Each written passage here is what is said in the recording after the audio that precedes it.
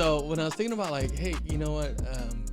I've been reaching out to friends recently about movies because I'm really reinvesting myself in movies and storytelling. Yeah. And with Oppenheimer coming out soon, and probably out already by the time this is out, and that's okay. Yeah. I hope you all get a chance to see it. I watched Tenet for the first time, which is I think the last movie he saw, or he made. Before? Yeah. Yeah. It's funny you say that. Good movie. Because I asked our friend Max Takis. I love Max. What are you about to say, Max? Well, that's a conversation for when he's here, but he didn't like it, and I'm in a weird camp where I'm indifferent. I like that it was made. I can't say I like the whole movie as a whole, but I also did enjoy elements to it. And the reason I'm bringing this up is, from what I heard, as if they're telling me directly. From what I heard, Robert Pattinson gifted Christopher Nolan a book, and the book is the essays from Oppenheimer.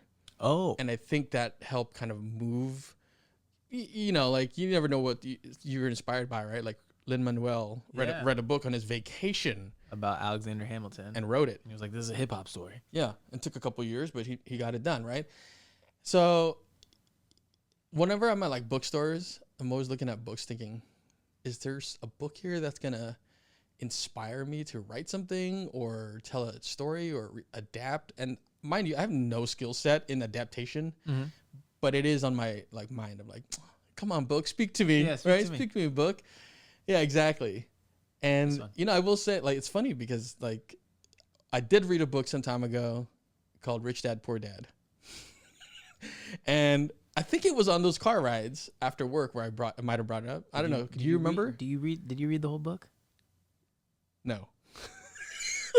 But I'll tell you this. Yeah. I wouldn't be as financially literate as I am today if it wasn't for this man. Because during, right before the pandemic, it was because I was like, I don't know anything about stocks. All I knew was stocks and everything was going down during the pandemic. And I was like, I feel like this is a good time to learn about this stuff because I have no idea any of this stuff. And he was like, Tasi was like, I got 2 books for you. I will teach you how to be rich and Rich Dad Poor Dad. And he was like, read these. Mm-hmm. And I did. And it set me on this crazy journey where I am today that I am so grateful for you for passing those books to me because I've never heard about those books prior to talking to you. Right. Now you owe me ice cream. Chocolate? Oh, thank you. Thank you. Oh, by the way, my name is Tasi Alabastro. You can find me at Tasi Alabastro on social media. I'm an actor, arts advocate, and you are? I'm Davied Morales, an actor or rapper. You can find me everywhere at Active Poet. And this is our podcast, Art Time Job. And we're talking about finances today. Yeah, finances. And it's funny. So finances feel like it's always on my mind. Always. And whether or not it crushes me on a day-to-day is, it changes, as like I said, day-to-day. But there's that thing of what can I do today that would be beneficial to me later? Yeah, being kind to your future self. That's a great way to put that. Yeah. I got that from some guy off TikTok. I wish I could say I came up with that. Yeah, it found you. Yeah. So and now found you. It found me. Yeah. Wow. Isn't that how COVID started? It now found you. Aww. Sorry. Yeah. Who knows how we're vaccinated. Yeah. We're good. Rich Dad Poor Dad. Yes, sir. And I will say, I read it with my friend Javier, and I was telling you about the book club we started in the pandemic, which we're very extreme. Maybe it's the testosterone amongst me and my friends, but we knew these financial books would be hard for us to just go through and read like any other book. So what we did was we're like, yo, let's read a chapter and then discuss it. Okay. And if you didn't read, you had to pay the other person $100. Wow. Not $100 per each chapter, just $100 per books. And real money, like real $100. Not Monopoly money. No, $100. Wow, it's snappage. Yeah, it's real. Yeah, it sounds like $100. Because a lot of value in me and Javier, and then it expanded to his brother as well, as we like to talk a lot of trash and holding something over, being like, oh, I'm feeling a little bit heavier in my pockets because of you. Be like, is this yours? Yeah. We would, not do that. We'd not want to do that to each other. So it helped us get through a lot of books during the pandemics. Yeah. Like after pandemic, Rich Dad Poor Dad turned into Cash Flow Quadrant, which turns into Tax-Free Wealth, which turns into Profit First, which turned into The Richest Man in Babylon, which turned into so many books that I've read during the pandemic, which spiraled to like my financial IQ today, which helps me budget and do a whole bunch of stuff. Which is huge, because I feel like when I think budgets, I get scared thinking about that, because I try to think about like, why am I scared of that word budget? Yeah, I mean, right. And I think it kind of falls back to that sense of like accountability to yourself. Totally. Which, going back to the fact that you and your friends, who are tangentially my friends too, started a book club. Yeah.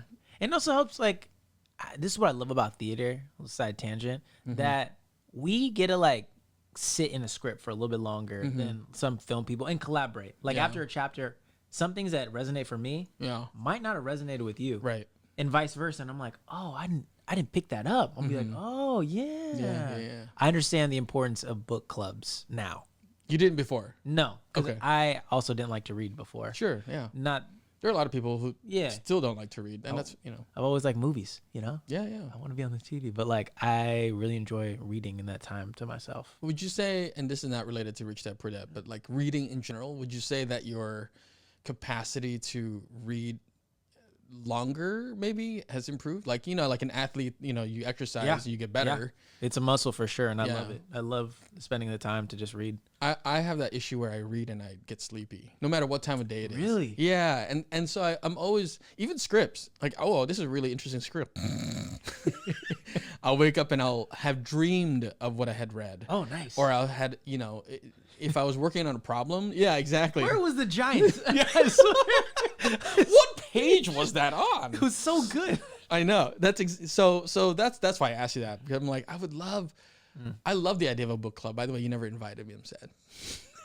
Tasi, do you want to join our book club? Oh, it's official. But also, just know, the more people that join the book club, the more money it is. It's like gambling. Each person. But like, you gain nothing but knowledge or cash. Cream. Yeah, cream. Cash rules everything around us. Me. Yeah. So that's why I asked. I'm like, I would like to develop a better reading acumen, I guess, or stamina. Would you consider audiobooks still reading? Not in the. I mean, no. Oh. I would consider it. Listening. I would consider it garnering information through a different means. Yeah. Right.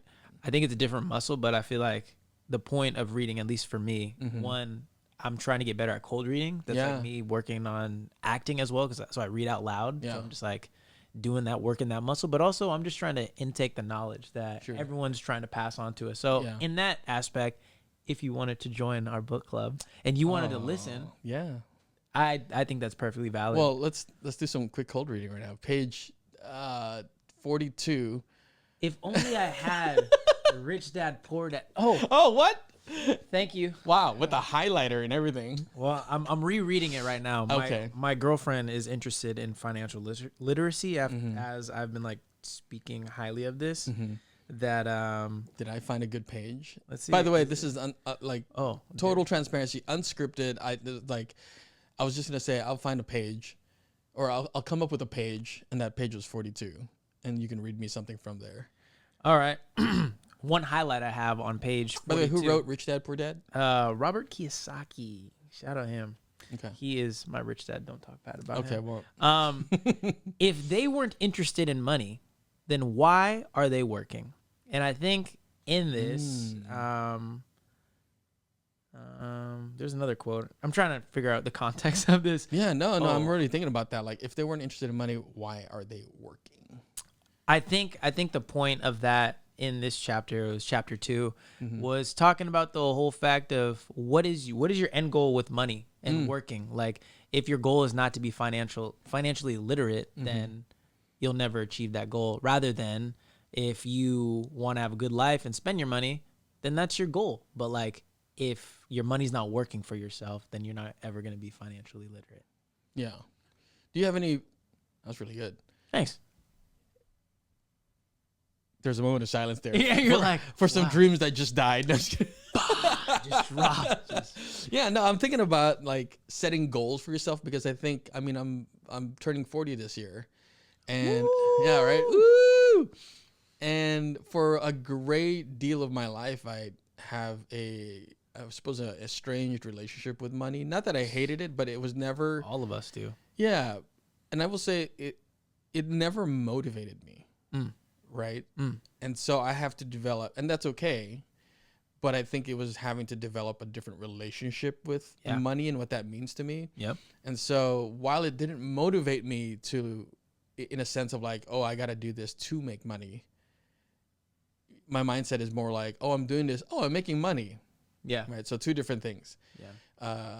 But now it's like I'm trying to find that healthy balance between the two where I leave the house knowing that I'm going to make money. I love that. And I come back home going, oh, I made that money. I love that. Yeah. So it's that, where can I find that more in my daily life? Mm-hmm. And I think part of, even though going back, I didn't finish reading Rich Dad, Poor Dad. I think it gave me just enough to start a new relationship with money and what that means to me. Finances, I guess, what that means to me. And that I'm realizing, wow, we never really had great financial literacy. There's a reason for that. What is the reason? Because they want us to be employees. They don't want us to be, Well, I don't want to say sheep, but like they don't want us to be entrepreneurs because the majority of billionaires are self-employed. You have, and I love this, you have a higher chance of becoming a billionaire to achieve the money that you want to by being self-employed. By me choosing to be an actor, I have a higher chance of becoming a millionaire than I do working at Google. Wow. Really? 100%. Wow. 100%. It's interesting though, like when you say that, because I think about as an actor, how many gatekeepers there are. Yeah. Right. And so what do you do when you got to break out of that mindset first of like, oh, I need to get this role to pay this bill. Yeah. Right. And for me to get this role, I had to impress someone. Yeah. I think my favorite thing about acting too, and I think you know this too, but when we're auditioning, as we said, our secret sauce is always fun. But when you're auditioning, the people on the other side really want you to be it. They're hoping you're it so they don't have to look anymore. So regardless if they're like, they call it a day the whole time, they want you to be it. So I think obviously it's your goals of acting. Like I want to go as big as I can. I want to be Will Smith. I don't want to be Will Smith. I want to be me, but I want to be at that level if I can. I want to shoot movies in New Zealand. I want to be on shows and stuff like that. So you see their big contracts sometimes. You know, Zendaya is making $1 million an episode in Euphoria or something like that. Like, wow, that's crazy. Yeah, you know? It's a lot of hard work too, though. So it is, but that's the work I want to do. And then you see some of these people like The Rock and like Kevin Hart have side ventures on top of that. You know, and I think for me, something that I did, a cool exercise, me and my friend Steven did, was imagining if you got $1 million and how you would spend that. And for us, you know, it's the typical things that you think in your head. You're like, oh, buy my mom a house, buy a car. But then already with that, especially in California, you have no money left, right? You know? Immediately. So then we were like, yo, let's give a day and then come back and think what we'd really do with that money. And surprisingly, both him and I were thinking about it. We're like, okay, rent in the Bay Area, it's expensive, especially for like a nice spot. Well, let's say it's $3,000 a month, right? Baseline. And let's say utilities and bills and everything, put another 1,000 on top of that. So like 4,000, and then groceries and stuff. Let's say 5,000, right? Just to be generous, let's say 6,000. Yeah. Whoa, so, even just saying that out loud. It's a lot, right? It's a lot, yeah. Right, but like semi-comfortably or really comfortably, 6,000 a month. Like, could you live off that? Okay. So if you say 6,000 times 12, what was that? 30K is not right. That's 5 months. Do math for me. I love math. Yeah. You know, 60,000. What did you say? 60,000 would be 10 months. So what did you say? 12,000. 12. So 70 6,000 times 12. 72,000. We can read, but we can't do math. Yeah. That's okay. Times that by 5 for me. Oh, okay. Times 5. Okay. 360. 360,000. if you put yourself on salary Mm-hmm. for 5 years, not having to worry about anything, that's less than half your money, and you could still be doing all the projects you want to. Is left in half. Wow, that's Way that's less than half. such a fascinating perspective on that. Just to get rent somewhere Yeah, and still invest in classes and all the things you want to do. yeah, And if you wanted to double down on that, you still have money after that. yeah. Times 2. Let's go times 2. $72,000. 72 Now, in this $720,000. in this world, is that million taxed or already not yet taxed? Because let's say, okay, so Okay, a million. tax it. Tax it. What is, how many zeros is that? There you go. Oh, that's 100 million. Oh, that's I'll 100. take it. Let's say it's what, tax at 30%? 30%. Let's go 30. Okay, so Okay. 300,000. So then you still have what? 360,000 take away. So then you have another 300,000. You're still good. Yeah, so you have 700,000 Yeah. in that. And then with the other parts, you could buy yourself a car, your mom a car, really. Mm-hmm. Or you could live semi-frugal, and 6,000 a month, I think a lot of us would be happy for. Oh, 100%. Yeah, easy. And yeah. for 5 years, not worried about that and really develop the craft and like whatever skills you have. Like yeah.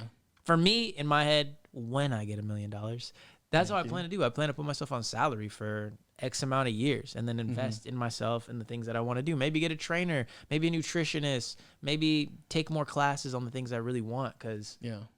money is a tool. Money is a tool. It's not an end. It's not an end. Yeah, no, I love that. Yeah. And I think I miss well, I didn't miss it because I never lived it, but I think about I was reading a book called, speaking of reading, Name of the Wind. And I like that name already. yeah. Who wrote it? And in it, the protagonist and his friends have a patron. And that patron basically like, hey, like you don't have to pay for this. You don't have to pay for like your school or I'll pay your new instrument for you. Whenever you need a new instrument, Okay. I got you. And like, what a small gesture, when you're thinking about non-traditional forms of making money or like increasing your finance or your IQ or whatever. I think like patrons, we don't see that as often anymore. Like that relationship, that dynamic of someone so invested in you as a person and your artistry that they're willing to say, for 10 years, I'm anything that's related to your art, I will take care of. Wow. The mindset that you experience in the way that like you were talking about, the $1 million is on the way. Yeah. The mind shift that you're experiencing really then opens you up to like the other avenues in your life that you don't have time for, which is having enough time where you're not doing anything to be bored. Oh yeah, being bored is like the best way to funnel creativity. Money can't buy boredom. I mean, how can you maybe be it can. bored when you have everything? Unless you like turn into a 10-day monk, strip everything and just like not do anything. You know? You're purposely bored. You're looking for that. But like to be casually bored means you're opening yourself up to learning new things and like exploring your creativity and imagination and listening to yourself. Yeah. Whatever that like inner voice is. One of my favorite quotes from that book you also lended me or talked to me about, which is The Artist Way. I'm like the godfather of book recommendations over here for your book club. You are. It's called The Artist Way. Yeah. And one of my favorite quotes is, you can't be a great artist without being willing to be a bad artist first. Oh. You know what I mean? You got to experience. You got to try new things. You can't just be good immediately. No, you can't. And you have to go through those growing pains. Oh. And I think that's with money. That's with everything else. So you talking about like patrons, made me think of Patreon and like, I like those websites. And I think it allows you to open up new ways for people to support you. Because I think that's really important as an artist, like allowing the money to find you. Yeah. And helping people support you, because sometimes you have a fan base that's not all in the Bay Area, and you do plays in the Bay Area. So how can they support you otherwise? Right. Maybe they're just like, "Yo, I see all you're doing, Tasi. Here's an extra $50. Get food on me." This week, it's huge. It is huge. It's such a I guess at the baseline, it's like validation to the journey that you're on, and that you're not alone in it. No. And it's okay to have people support you in ways that you might not expect, right? Yeah. And you know, I think this podcast, Our Time Job, really is in different ways embracing the different aspects that you might encounter as an artist, which tackles like imposter syndrome or just on a daily basis saying that you're enough. Yeah. And that like, listen, today's not going to be as good as yesterday, but tomorrow, you know, I could always try to be better. Always. Right. And part of that is thinking about your finances. Oh man. And, you know, I think, not that I'm saying I am wealthy when it comes to money, but I think as far as experience, the stories that you hear of like celebrities, oh, I only had like $7 or something. Oh yeah. Man, there was a time of my life where I was in negative balance for what seemed like an eternity. And I still can't tell you how I managed, outside of like, I'm willing to eat leftovers. I'm willing to just have an egg on rice. You know, like, what are the things I was willing to do to tackle the next day in a way that I just knew that the money was coming, and that I'm always on a path to put me there. Yeah. And I don't know, you could call that faith. You can call that just being like hopeful, but I also think like you can call that like willing to work on self and put yourself out there in a way that wasn't like, hey, I need money, hire me. Yeah. Yeah. More like I'm worth valuing, or like, you know, I'm worth whatever you give me, I'm going to shine that up real good. And I think that's us saying, you know, the same thing about this table idea of like, what value do you bring? And that's really like priceless, all the stuff you might bring. And that's why early on in my career too, like, I didn't get paid for a lot of my acting work. All I knew is I wanted to act. Yeah. There's a lot of theater companies that we've worked with that didn't pay, or like pay really not like living wage or like really helpful, but we got the experience, we got to work, we got to do the things we want. So a lot of times when I'm doing like music videos and I like ask my actor friends if like I can't pay them, which a lot of the times I can, I make sure I feed them. Yeah. Number one. And even if it's with the videographer, if I can pay them a little bit to do something, I will. But if they're okay with taking splits on the backhand, if they believe in me and they really believe in this work, I'm like, yo, 50% of this goes to you eventually, because I believe in myself and I'm putting it all on the line. Yeah. Like, money is going to come. Yeah. I always put myself in that positive mindset. Like, money's going to come. Well, let's say it out loud right now for everyone out there. We can say it all together. 1, 2, 3. Money is going to come. One of my favorite affirmations is, money is going to find me today. Yeah. Oh, wow. Money will find me today. I like that. Yeah. Yeah. And sometimes it does. You're Sometimes walking it down does. the street and there's like $1 bill or Yeah. quarter or something, and Random sure check. enough. You're like, what's up? Yeah, I love that. Well, let's before we get in too far with random checks, Yeah. I wanna circle back to Rich Dad Poor Dad and What's up? just talk about the word assets, Ooh. because I think as artists we have different ideas of what assets are, right? Talk like, about it. yeah, it could be Talk your about skill set, assets. but like, Talk about assets. yeah, like Let's get go it. for it. I want to hear your take on assets. Simplest way to Yeah. think of an asset. Okay. Assets, put money in your pocket. Uh-huh. Liabilities, take money out. You got to think of relationships. You got to think Wow. of things in your life, you know? Yeah. Because I remember you and I were talking, and we were talking about like budgeting for a new camera and stuff like that. Right. Yeah. And you're like, how is this camera a liability? And immediately I'm like, okay, how much does that camera cost you? Yeah. Right up, And like then- upfront cost. Exactly. And then after that, how much are you charging for sessions? Mm-hmm. And at what point do you break even?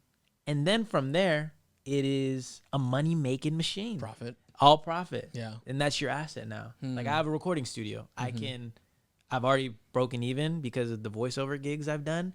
And now, thank you. Can I just say congratulations? Thank That's you. huge. Thank you. That's huge. It was crazy when that happened. That was during the pandemic. And I was like, Yeah. man, 5 years in the making, I finally broke even with this thing. But now I can just record people and it's a money-making machine. Yeah. Obviously for myself as well. Sure. But I think as us as artists, also thinking of like, what is something that's going to continue making money for me and that I don't have to keep putting money Yeah. into. Obviously, if it's working and it's already making money, it's good. But that's why a lot of things for like music videos, like I don't make $500 back on YouTube for my music videos. Yeah, yet. So yeah. it makes no sense spending all that money for a music Yeah. video that I'm not gonna get back. Right. Robert Kiyosaki's favorite thing is to say, it's like, if I give money, I want it back right away.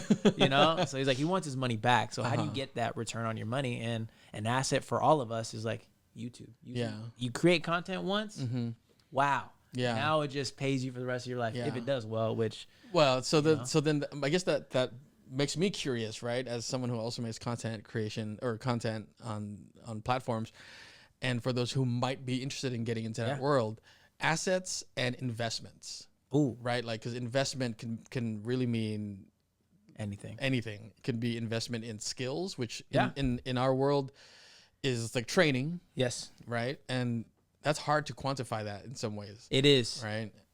Or like in this case, making videos. Right. Yeah, you make it. You spend all night recording it. Editing you spend it. all day editing it. You spend a whole week trying to put it live and being like, asking yourself these questions like, is it good enough? Whatever. Making all the social media content, marketing it, all that stuff. Yeah. And you finally hit live a week and a half later or whatever. Or you upload it. Doesn't meet your expectation. Yeah. Is that, I mean, I guess we're getting into kind of this abstract space of like, is the way you're feeling the liability, or is that creation the liability of time? Like time, I mean, time or is an investment? Yeah, time is an investment. And I think all of us need to. It's that willing to be a bad artist concept is like, you have to throw things at the wall multiple times. And what sticks, you got to be like, I wonder why, and double down on that. Like for TikTok, when my first video of like me doing a voiceover audition went crazy, I'm like, people enjoy watching me audition. Yeah, right. And that I kept with that format, and that kept building me a fan base on there. And I was like, people want to see the transparency of what an audition looks like, Well, I think, can I speak to that a little bit? Please. I mean, watching a lot of those, watching you work, I think it's the sense of like, we're in your space. Yeah. And because it's so consistently in your space, we develop, and this is coming from a like live streaming background, like you develop that kind of parasocial relationship. I'm here, I'm hanging out with a friend, and they're willing to spend time and share some information. And the way that you've synthesized how you deliver that information, it's very accessible. Right.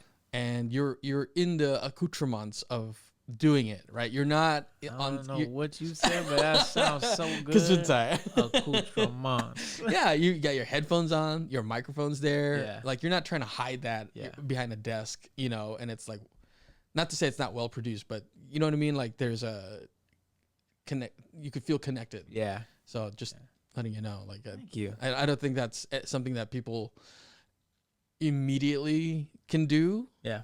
Right. And I think it takes the sense of like repetition to develop that pattern. And, and I think the most important thing to think about when it comes to these assets is like, what value can you really give to people? It's like the content, your game reviews. There's so many times when I go, like, I'm about to buy something on Amazon and I'm like, let me see who's reviewed this. Yeah. And you're helping me give value to see if I really want to buy it. Oh, that's size that I wanted? Okay. Yeah. There's so many people out there that want that stuff. For music, like my producers have looked into this thing called sync licensing. For those who don't know, it's like you have a music catalog, and if TV shows or commercials want to use it, the music supervisor will find music to put behind there, and the artist gets paid. So you're telling me I make one song, and that song could pay me for the rest of my life if I do sync licensing? That's an asset right there, you know? Yeah. There's courses. I'm sure you could teach people OBS or like how to stream, make your course. I have actually. Like, see? Yeah. That's what I'm saying. Yeah, briefly. I did a webinar. See? You doing webinars, that's an asset. You gained all these skills, these values. So sometimes when we quantify, like, should I really learn an Irish dialect? Should I? Came back. Maybe. Yeah. Maybe I should. Maybe people see me as the mixed Irish guy from Ireland. Who knows? Half and half. Who knows? Yeah. So I think investing in yourself is always a great investment. I don't care how much it costs. Right. But also being resourceful, Mr. Grant. Oh yeah. Grant recipient. Yeah. Grants. I think for a long time artists just think grants are someone's name. You know?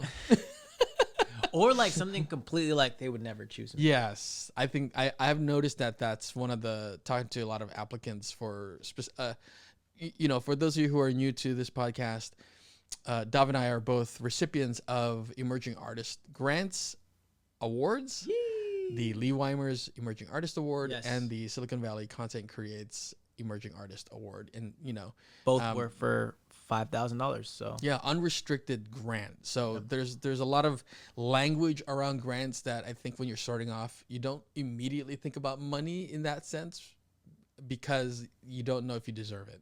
facts. Right? Like, oh, I don't have a body of work, or I don't have, I'm not good enough, or Why me? why me? Yeah. There's so many more talented people. Yeah, exactly. And you know what? And that's valid, and that's a real feeling to have. But at the same time, when you evaluate, like, let's talk specifically about the emerging artist grants, right? They're not going to award that to someone who's like mid-career because that defies the naming convention of emerging artists. So Facts. it's really about defining what emerging means to you. And this is something I've brought up in a webinar recently. What does emerging mean to you? Because then that puts you in a space to like really evaluate your value proposition as an artist. And that's like, intrinsically, the value proposition of an artist is already inherent, right? Like you create art. You're already doing something beyond, right? But when you think about working artists and like what they're trying to accomplish in some ways, what is that in Grantscape? Ooh, did I just make that up? Grantscape. Yeah. I just surprised myself there from it. Yeah, exactly. On the screen. Grantscape. What does that look like, right? And Different so from Manscaped. yeah. Sponsor us. Being resourceful.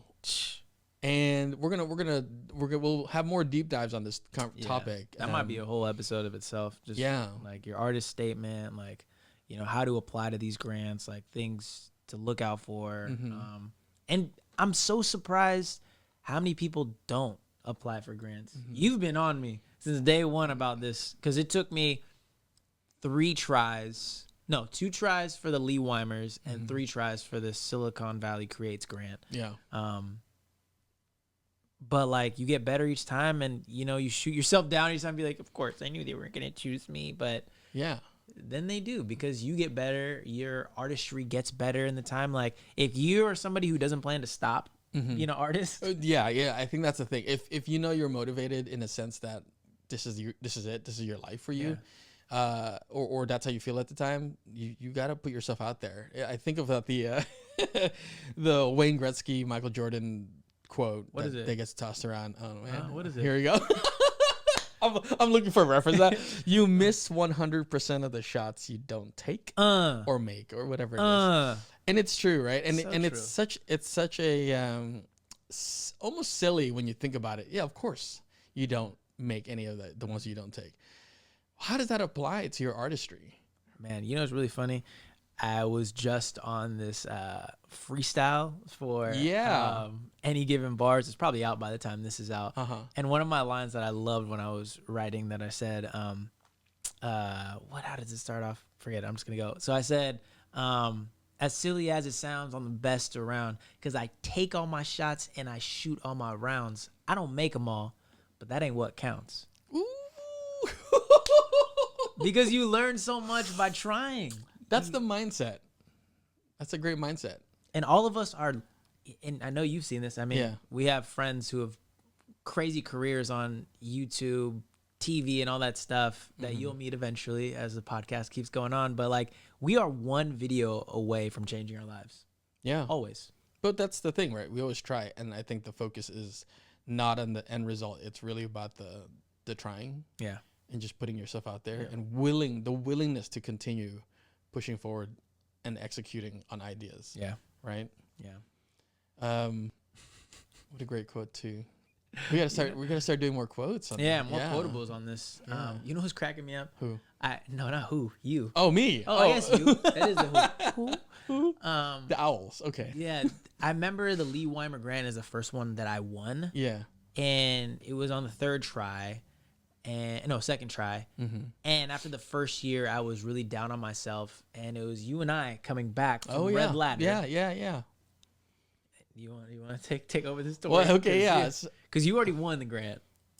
No, I hadn't. You won the grant. No, I applied that. Well, I was a recipient of a different emerging artist grant. Oh, okay. So I was reapplying this year as my second year as well. and this is for the Lee Weimer's Emerging Artist Grant. And I didn't know that Dav had already applied the year before. All I knew was that we were on the same car ride home, and it was on a Friday at like 2 o'clock in the afternoon. Deadline for this grant, mind you, was 5 p.m. that day. Yeah, like 5. Yeah. Yeah, this was not extended, nothing. No. And I was mostly finished. It was just in that, I think we talked about earlier, you know, you kind of like ruminate on like, is this good? Should I hit upload? Whatever. Yeah. I was kind of in that phase. Also, quick sidebar. Yeah. If they extend the deadline, sometimes that means that there's not enough people applying. Go back to the story. Yeah, get in there and apply. Get in there. And I tell Dav like, hey, I'm going to be working on this application.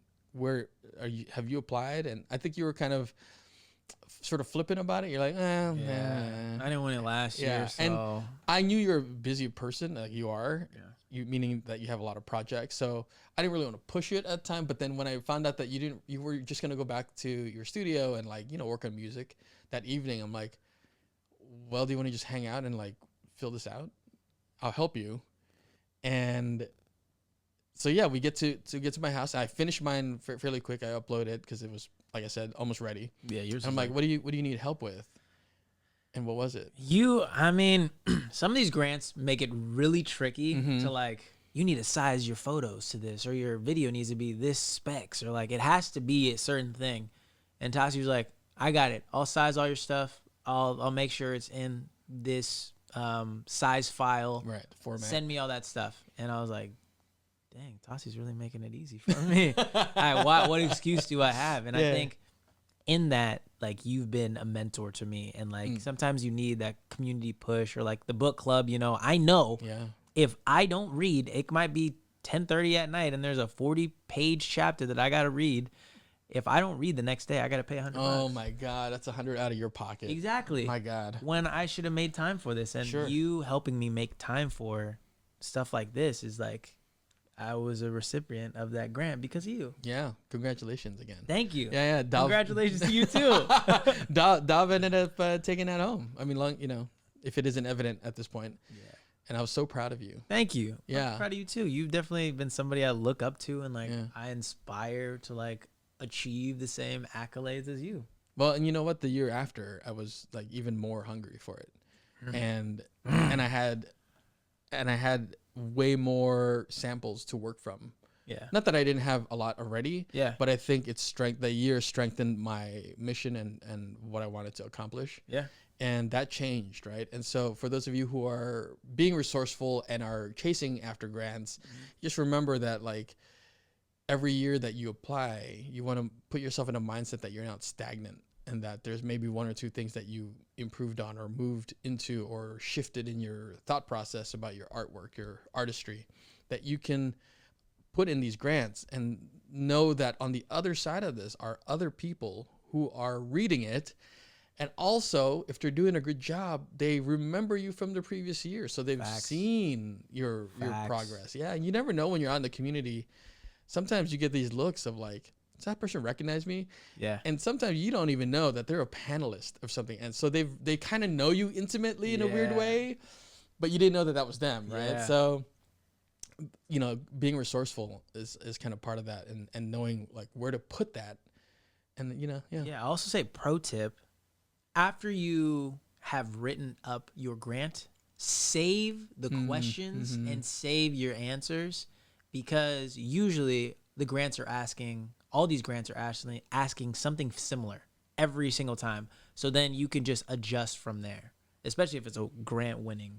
Winning, or because like I don't think your mission statement is going to change too much over the year. But I remember these first 2 times applying to the SV Create, each time I was like, who am I this year? You know, I'm like, making it harder for myself when I could just maybe edit 1 or 2 words. Be like maybe lighthearted, which I define my music as, and like who I am as a person. You know, really embellish that, like really go deeper on that. Maybe I wasn't clear enough that maybe I need to run it by Tasi, be like, what does this mean to you? You know? Yeah. But like, don't make it harder for yourself. Rather, bring more people in to make it easier for yourself. Yeah, and that's one of the values of that we have here, right? It's Yeah. like community building. Facts. And who's in your tribe and that you can vouch for / they can vouch for you in ways that help you. Yeah, being an artist is hard, but it doesn't have to be impossible. Makes me want to read. Well, thank you for all the book recommendations. Yeah, I'm happy to throw books your way so that you could just tell me what they're about. Yeah. If there's any books that we need to read that you recommend, please comment them below. This has been another episode of Art Time Job, reminding you to make time for your art because art changes the world. Yeah. Thank y'all for tuning in. That is the intro. Or the outro. Oh, the outro, sorry. Who knows?